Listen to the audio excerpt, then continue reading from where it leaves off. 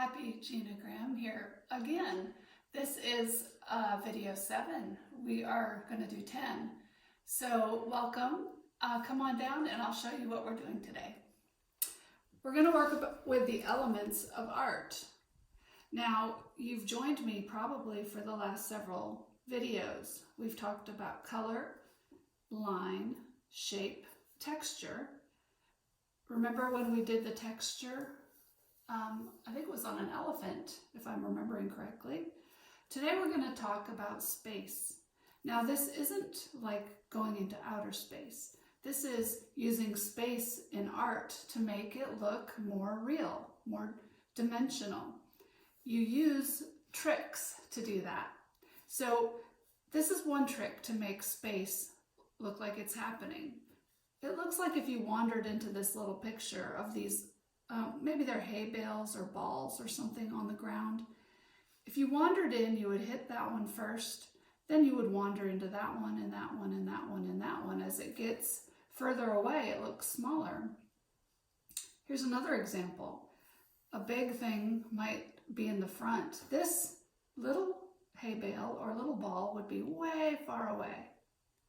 Now, here's another example. Like if you were on a road, the road here is wide, and as the car would go down the road, the car would get smaller and smaller and smaller and smaller and then disappear.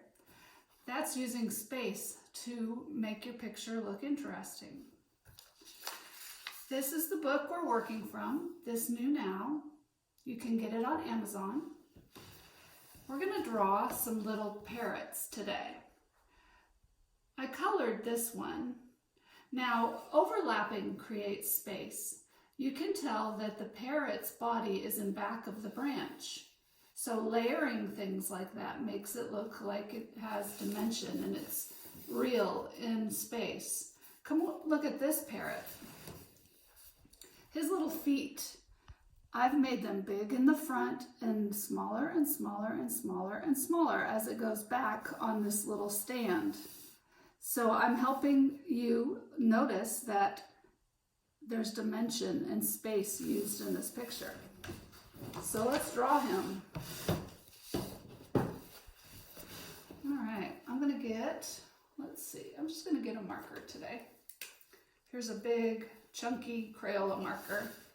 Let's really stare at the shape. It's like a jelly bean almost, isn't it? All right, I'm gonna make him kind of big. You know, those eye areas are hard to draw, so I thought I would take a circle. This right here is a circle, and I'm going to put it down on my page, and I'm going to trace it because the circle is tricky to draw. So there's a circle for his eye. I like it. I'm going to give him an eyelid like that. Another circle for this part. Hopefully I have enough room for his beak, because that circle, I could have put it more in the middle of my page. So right here, I'm going to make a line like that. I'm going to come up and around and go down like that. Now his little body is kind of shorter, comes down like that. And then I'm going to come around and connect him. There's his little belly. All right, his beak. His beak is going to come down like that. Like that. I don't have a lot of room left, so this part's going to be kind of smaller. I gave him a little nostril right here, and that's kind of cute. And I'm going to put a little one right there. That's creating space, isn't it? Makes him look like he is more than just a two-dimensional drawing. He looks more 3D. All right, I'm going to give him a little wing right here. Just tuck it in. I can decorate that any way I want. I'm going to do this over it because it didn't really end up in the place that I wanted it to end up. As you're noticing and as you're drawing with me, you can probably tell that sometimes I don't always draw exactly the way I'd like to, and then I have to make choices to fix it. Right, the tails. The little tail feathers are really fun. It's this long kind of shape. Now I'm not doing it exactly like my example. Sometimes I like to try different things. So I give him kind of a cute tail there. Now let's get his little leg part there. That's the front leg. And to create the illusion of space, I'm going to do a littler one there.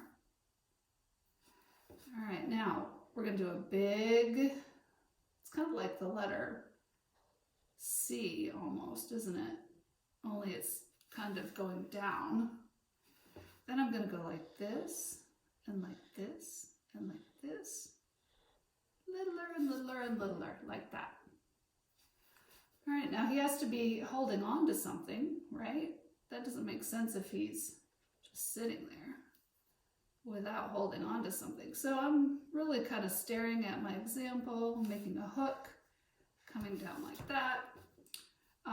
I started him kind of too close on the edge of the page, so I'm just gonna kind of go right off the edge right there. He's on some sort of funny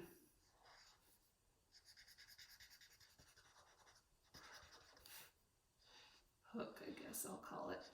And I wanted that thicker, so I'm just gonna kind of tickle down like that. Could be like a branch that he's on. I'm not sure what that is. All right, so I like him, but he's way over here on my page. What could I do? I could cut the page here if I wanted to. There's not anything here, so I think I'm going to make some top feathers on his head. Why not? He's just a silly parrot. You could just try all sorts of things. There's a little space there, so I'm going to go like that. Now I might flip him like this and make a fold. And that makes him more in the middle of the page, doesn't it? There's all sorts of ways you can solve your space. So now I'm just going to play, put some lines in there, make him interesting looking. You could give him some little pretend. Like this, it makes his body look textured, like he has feathers. Oh, I could go and go, because he's so fun. This little V kind of mark makes a fun feather, doesn't it? And I missed the middle there, but it's not a problem. This is for fun, for sure. All right, there he is. There's our silly parrot. Here's another way to do it too. And I'm sure you can come up with many more ways. Thank you for watching. Bye.